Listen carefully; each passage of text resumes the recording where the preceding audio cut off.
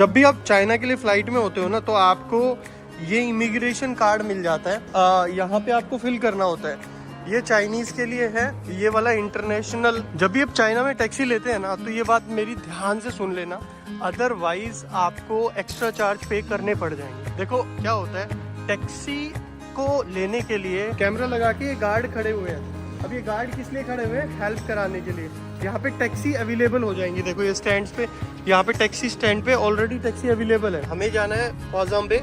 अभी ख्वाजाम्बे क्या है, अगर हम बात करें शेंजन में इलेक्ट्रॉनिक्स मार्केट की, तो आप ये कह सकते हो सिटी सेंटर, वो वही है जो भी बिजनेस करने के लिए लोग आते हैं, मेनली उसी एरिया में उन मार्केट को एक्सप्लोर करने आते हैं। चाइना में चाइनीज को ये भी नहीं पता होता टैक्सी क्या होती है, ठीक है, फोन क्या होता है। तो आप ये मत सोचना कि भाई सबको ये पता होगा टैक्सी का मतलब टैक्सी है, ये चला रहे हैं टैक्सी, बट इनको ये नहीं पता कि टैक्सी का एक्चुअल मतलब टैक्सी है। आपने कभी दिल्ली एयरपोर्ट के बाहर हाल देखा है? क्या रहता है? क्यों आएंगे लोग इंडिया में घूमने, और वहां पे जो भी फॉरेनर्स होते हैं उनको लूटा जाता है। आजकल ट्रेंड चल रहा है इंस्टाग्राम पे, फॉरेन से लोग आते हैं, इन्फ्लुएंसर्स आते हैं, और वो मिलियंस फॉलोअर्स बना के यहाँ से चले जाते हैं। पूछो कैसे? देखो बहुत बेसिक सी चीजें होती है जो हर इंडियन ट्रेवलर को पता होनी चाहिए जब वो इंटरनेशनल ट्रेवल करता है, जिसकी वजह से इंडिया की बेइज्जती होती है। एक सबसे पहले कि कैसे बैठना है, कहाँ पे आपको अपना पैकेज ने बैग को पैक करना है, कैसे आपको अपना बैग को रखना है, ये सारी चीजें मैटर करती हैं। लोग ना यहाँ बेल्ट के पास ही खोल के बैठ जाते हैं बैग, या कोई सामान निकालना होता है तो ये चीजें बता रहा हूँ। बहुत सारी ऐसी इन्फॉर्मेशन है जो आप ट्रेवल से पहले जरूर अपने अंदर स्किल इंप्रूव कीजिए, क्योंकि हमारे देश की एजुकेशन से तो कुछ होना नहीं है, क्योंकि वहाँ पे तो ये सिखाया नहीं जाता कि फॉरेनर्स की कैसे रिस्पेक्ट की जाती है। कम से कम मैं आपको इन वीडियो के माध्यम से कोशिश कर रहा हूँ कि आपको ये पता चले कैसे दूसरे देश के लोग टूरिस्ट के साथ व्यवहार करते हैं, बिहेवियर करते हैं, ताकि हमारा टूरिज्म भी इंक्रीज करे। देखो चाइना में सारी चीजें कितनी मैनेज हैं, उस चीज को मैं समझाता हूँ। जैसे ही फ्लाइट से कोई भी बंदा बाहर आता है, यहाँ पे ना एक स्कैनर लगा हुआ है, और यहाँ पे अली पे के बारे में बताया हुआ है कि भाई आपको कोई भी अगर इंटरनेशनल पेमेंट, इंटरनेशनल कार्ड है, उसको अली पे के साथ कनेक्ट कर दो, और फिर क्या होगा, जो भी या फिर और सारे जो एप्स वहाँ पे अवेलेबल है उनको कनेक्ट कर सकते हैं, और ये स्कैनर मिल गया। देखो ऐसी इंफॉर्मेशन जो होती है ना, ये फर्स्ट पॉइंट होता है जब कोई टूरिस्ट आपके देश में आ रहा है। अब ये सारी चीजें ना हमारे देश में भी इम्प्लीमेंट करनी चाहिए। जितना बुरा हाल इंडिया का टूरिज्म में हुआ है ना, उतना बुरा हाल मैंने किसी और देश का नहीं देखा।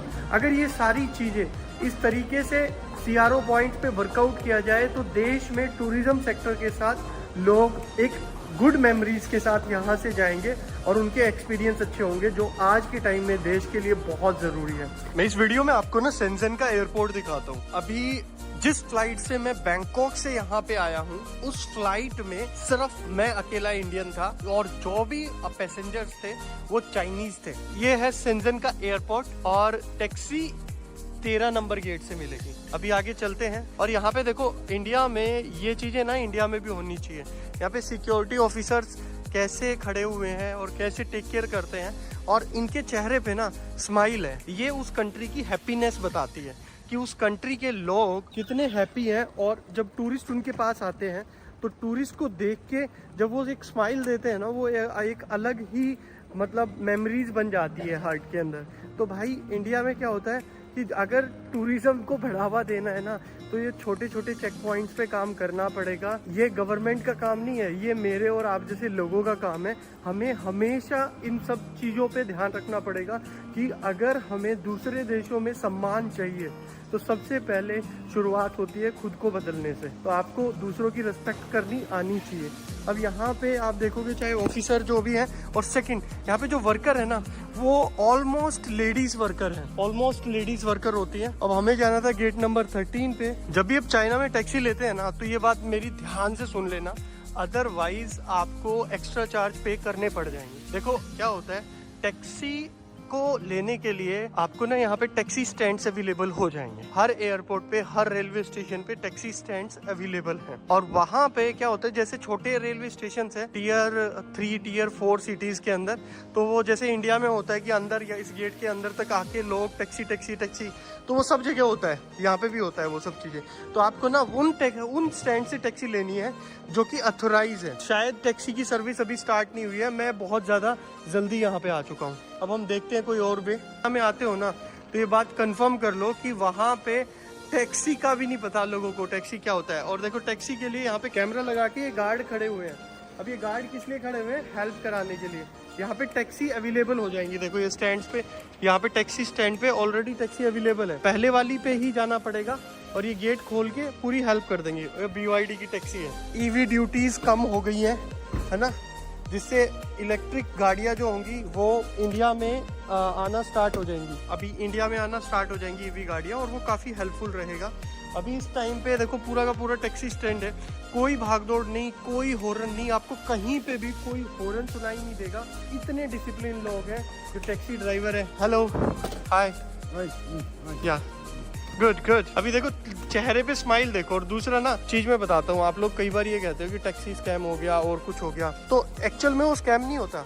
अभी इनका लाइफस्टाइल देखो, करेक्ट। चाइना में क्या होता है कि चाइना में लाइफस्टाइल को मेंटेन करना ना सबसे बड़ा चैलेंज है, एक सबसे बड़ा चैलेंज है। अभी देखो इन जो टैक्सीज का सबसे बड़ा बेनिफिट होता है वो ये होता है, मिनिमम अमाउंट जो इनका लगेगा ना 28 RMB लगेगा। हमें जाना है ख्वाजाम्बे। अभी ख्वाजाम्बे क्या है, अगर हम बात करें शेंजन में इलेक्ट्रॉनिक्स मार्केट की, आप ये कह सकते हो सिटी सेंटर, वो वही है जो भी बिजनेस करने के लिए लोग आते हैं, मेनली उसी एरिया में उन मार्केट्स को एक्सप्लोर करने आते हैं। चाइना में चाइनीज को ये भी नहीं पता होता टैक्सी क्या होती है, ठीक है, फोन क्या होता है। तो आप ये मत सोचना कि भाई सबको ये पता होगा टैक्सी का मतलब टैक्सी है, ये चला रहे हैं टैक्सी, बट इनको ये नहीं पता कि टैक्सी का एक्चुअल मतलब टैक्सी है। आपने कभी दिल्ली एयरपोर्ट के बाहर हाल देखा है क्या रहता है? क्यों आएंगे लोग इंडिया में घूमने? जैसे ही आप एयरपोर्ट से बाहर निकलते हो, ना कोई पुलिस हेल्प करती है, ना कोई टूरिस्ट पुलिस हेल्प करती है, और वहां पे जो भी फॉरेनर्स होते हैं उनको लूटा जाता है। इवन एज ए इंडियन आप हायर करके दिखा देना, अगर आपको एप्स के थ्रू टैक्सी बुक करने में, अगर आप एयरपोर्ट से टैक्सी लेना चाहते हो तो आपको प्राइस का पता चल जाएगा कि कितना ज्यादा प्राइस होता है। तो और इतना हाई प्राइस, और उनका जो बिहेवियर है उससे पता चलता है साफ एक चीटिंग बिहेवियर वो वहां पे रिप्रेजेंट करते हैं, और उस चीज को कोई कंट्रोल नहीं कर रहा। शायद ये बात बहुत सारे लोगों को बुरी लगे, पर ये एक सच्चाई है। हम लोगों को अगर देश में एक अच्छी इमेज बनानी है औरों के सामने, तो इन सब चीजों पे काम करना पड़ेगा, तभी जाके एक देश के अंदर टूरिज्म प्रमोट होता है, टूरिज्म के लिए लोग आते हैं। अदरवाइज देश के अंदर टूरिज्म और इस तरीके के सेक्टर को ग्रो करना इम्पॉसिबल है। लोग सिर्फ गंदगी देखने आते हैं। आजकल ट्रेंड चल रहा है इंस्टाग्राम पे, फॉरेन से लोग आते हैं, इन्फ्लुएंसर्स आते हैं, और वो मिलियंस फॉलोअर्स बना के यहाँ से चले जाते हैं। पूछो कैसे? एक छोटी सी चीजें करते हैं, वो इंडिया में गंदगी दिखाते हैं, वो ये दिखाते हैं कि इंडिया कितना डर्टी है। आपके अराउंड में बहुत सारी वीडियो आएंगी, वो इंडिया में टूरिज्म के से रिलेटेड जो भी प्रॉब्लम्स है वो एक्सप्लेन करते हैं, और क्योंकि उनकी गलती नहीं है। अगर वो किसी टूरिस्ट प्लेस पे जाते हैं तो लोग उनके ऊपर चिपक जाते हैं फोटो खिंचवाने के लिए, सेल्फी खिंचवाने के लिए, जैसे एलियन आ गया। क्योंकि अब वंस इन अ वाइल वाली बात होगी इंडिया में। क्यों? क्योंकि एक ही बंदा आ रहा है। पहले आते थे हजारों बंदे, फिर कई 100 हुए, अब इक्का दुक्का बंदा आ रहा है टूरिज्म के लिए। तो ये कहानी है इंडिया के टूरिज्म सेक्टर की, और ये बहुत ज़रूरी है इस चीज़ को इम्प्रूव करना।